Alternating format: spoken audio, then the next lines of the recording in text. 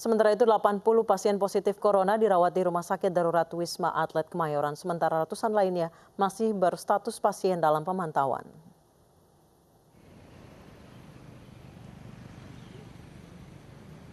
Sekitar Rumah Sakit Darurat Corona Wisma Atlet Kemayoran dijaga ketat oleh TNI. Sejumlah fasilitas diberikan pada pasien seperti jaringan internet dan ruang bersantai di lantai 3 Tower 7 Rumah Sakit Darurat Wisma Atlet.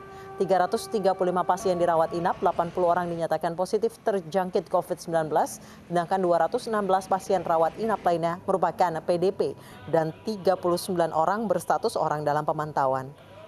Untuk saat ini, Rumah Sakit Darurat Wisma Atlet hanya melayani pasien COVID-19 dengan gejala ringan hingga sedang.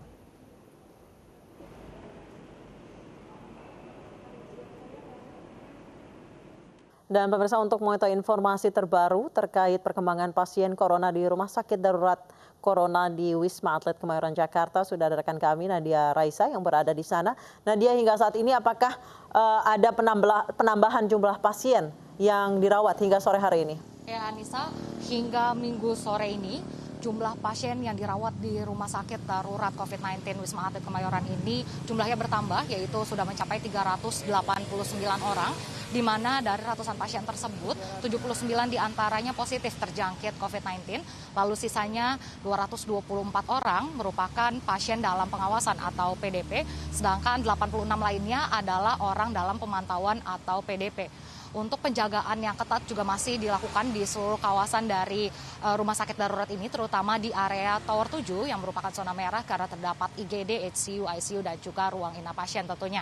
Saat itu juga tadi sempat ada sejumlah kendaraan yang terparkir di area depan dari Tower 7, yaitu ada sekitar 5 kendaraan pribadi yang terparkir di depan sana, namun saat ini sudah tidak ada. Namun kami belum mengetahui secara pasti penanganan yang telah dilakukan karena belum ada informasi lebih lanjut dari pihak rumah sakit darurat.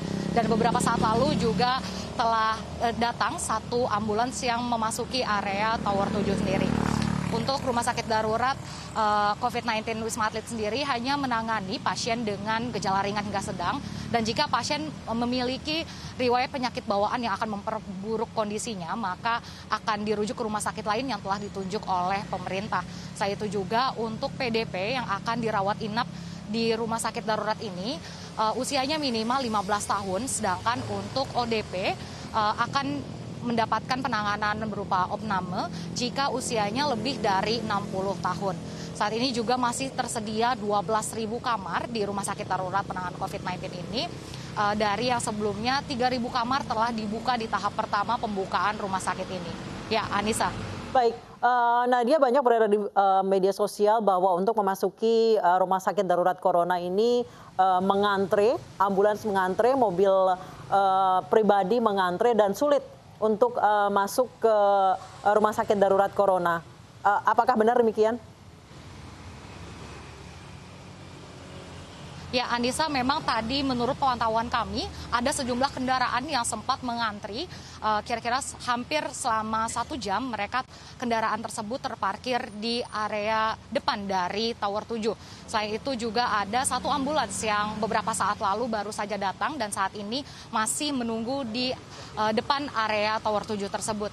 Tetapi untuk penanganan yang dilakukan kami belum mendapat informasi lebih lanjut dari pihak rumah sakit darurat hingga saat ini. Tetapi untuk saat ini 5 kendaraan pribadi yang terparkir sudah tidak terlihat di area depan dari Tower 7 tersebut. Ya, Anissa. Baik, terima kasih Nadia Raisa. Kami tunggu informasi dan update dari Anda selanjutnya.